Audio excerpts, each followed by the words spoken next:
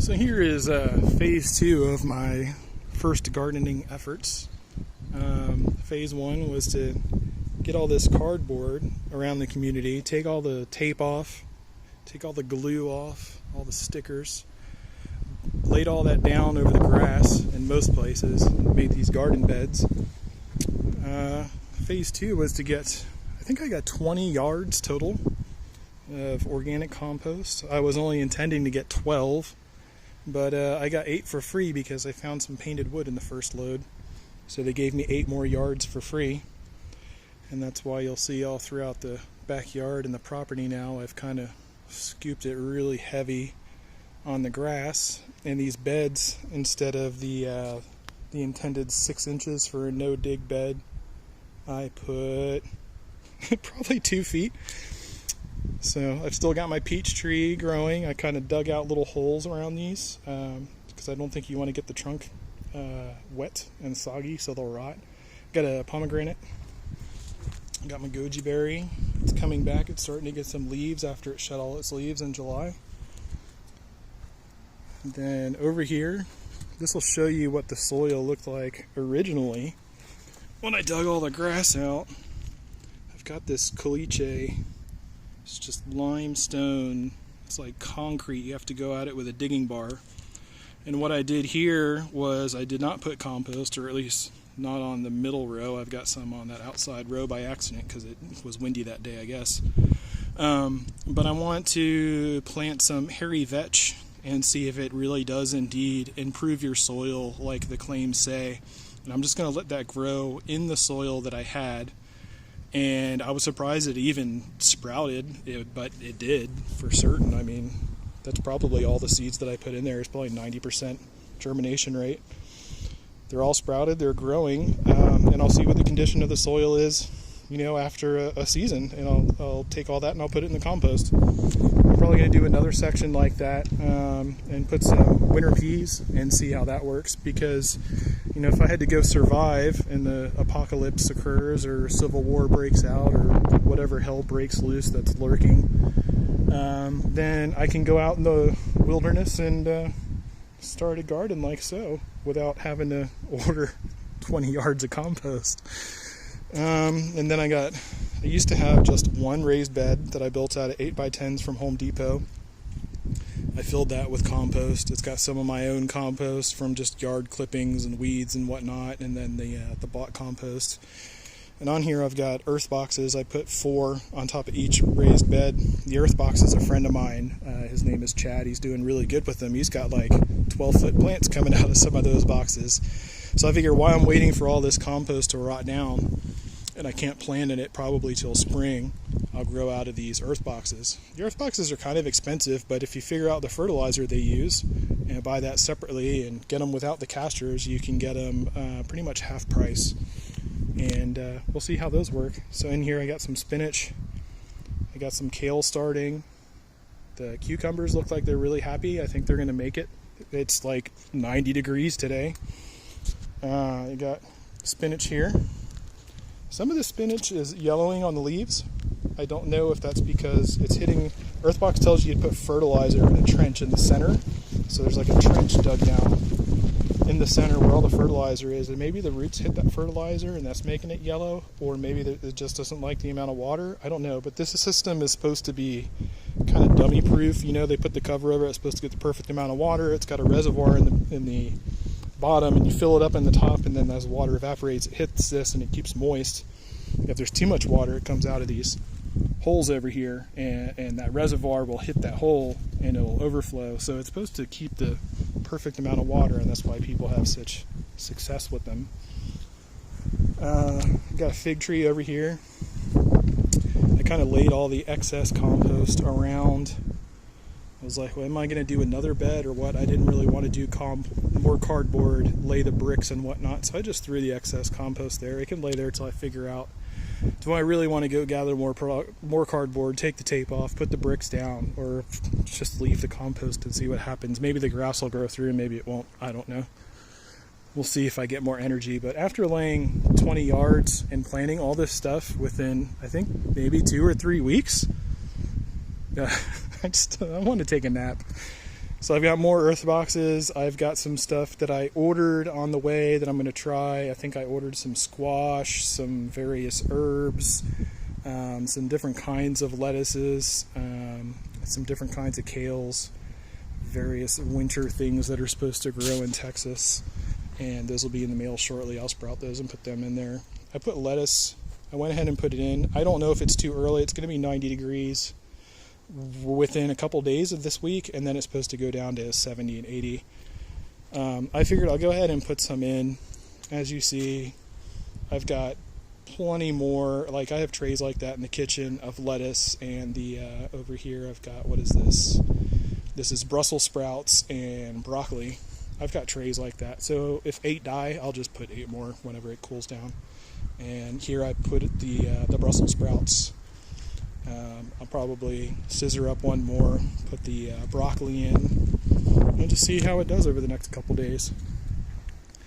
Over here I put some of what I'll call my Gen 1 plants. This is stuff I sprouted in compost before I bought any store-bought compost. Before I knew what I was doing, I just kind of dug up some of the brown soil that was under the grass, let the grass rot along with weeds. And I had those in pots for a month in that compost, and it wasn't doing very good. Like, most of the stuff died. I've got, well, I'll show you in a minute, the stack of pots from stuff that died. So I figure I'd go ahead and take these sunflowers out. I'll go ahead and put them in. I know that they're probably going to die. This compost probably needs to sit and rot for a while. If they die, no big whoop. I've got too many of them anyway. We will just put more later. So I put them in.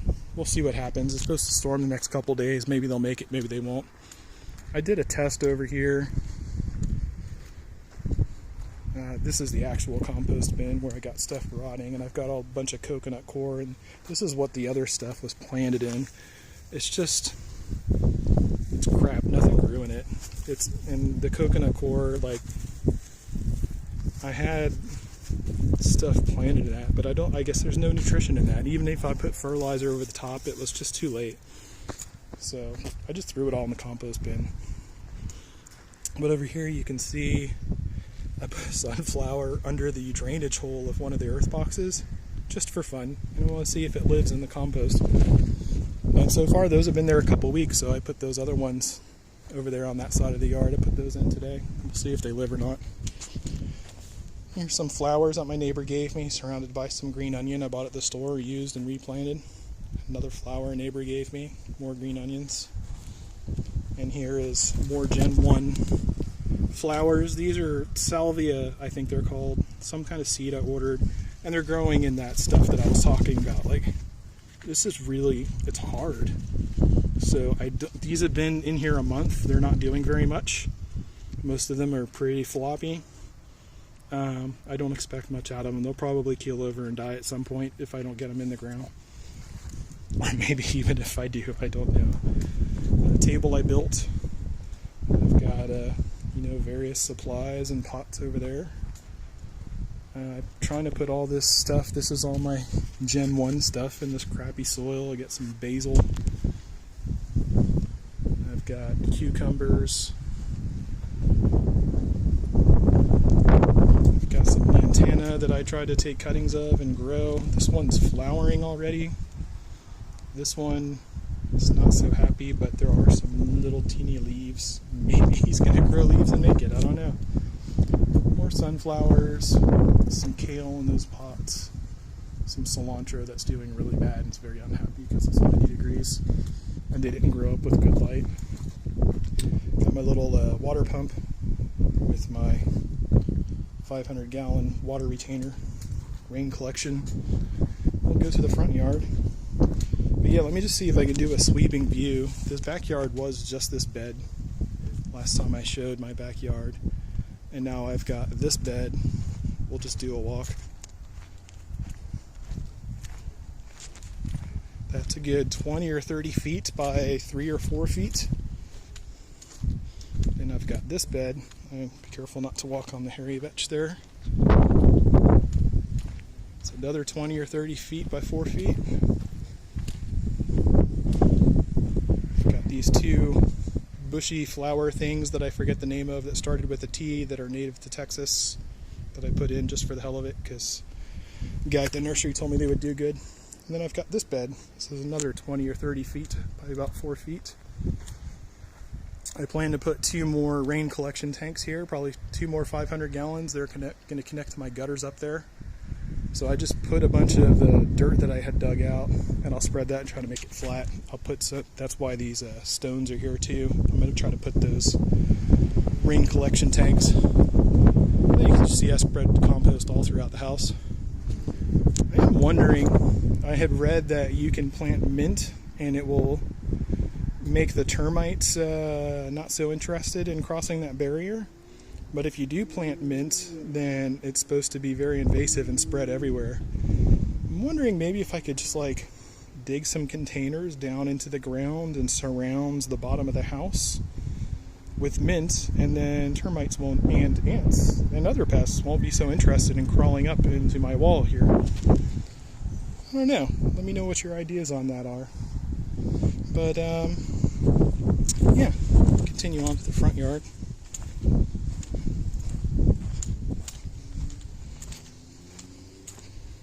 Just do one more view. I'm so proud. My whole backyard is covered in compost and dirt, and things are planted everywhere.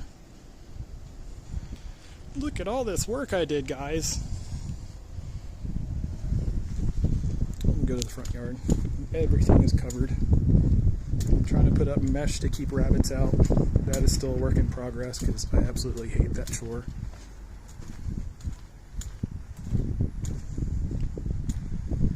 All the front yard is covered. Kind of turn here. There's my original garden bed. Lantanas are taken off. The Thai plants are taken off. Everything's very happy in there.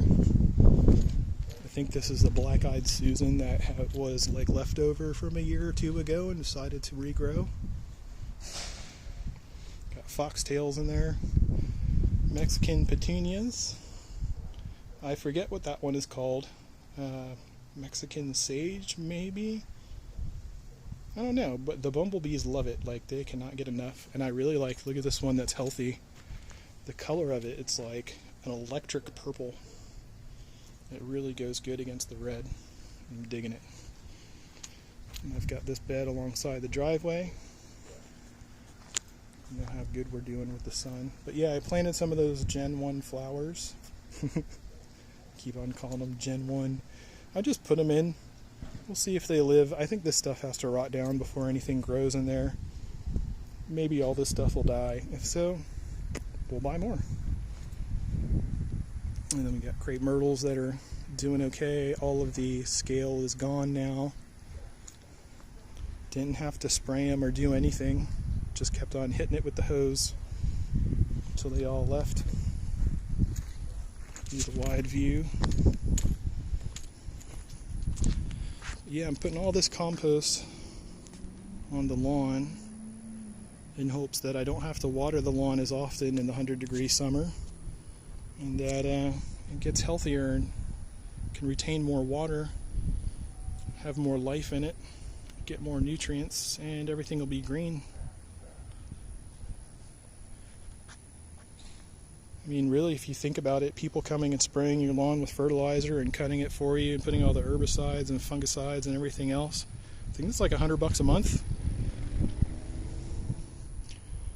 Just put that money towards compost once a season and spread that.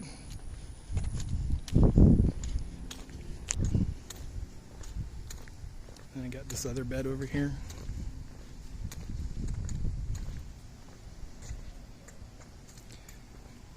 Got some more flowers. Put these little itsy bitsy ones in today.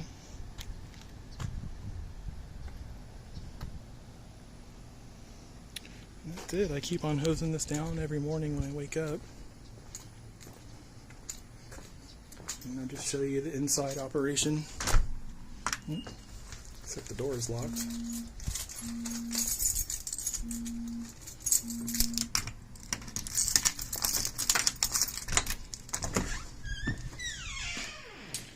My kitchen table loaded with crap,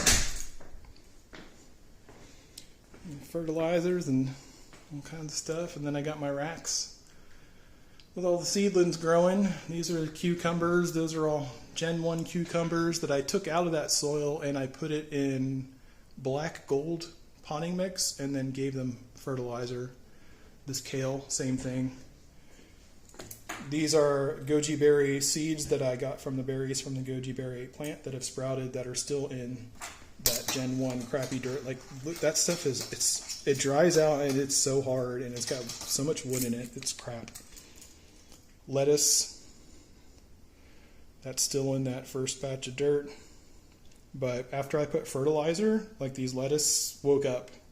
They were all about that size, that one in the middle.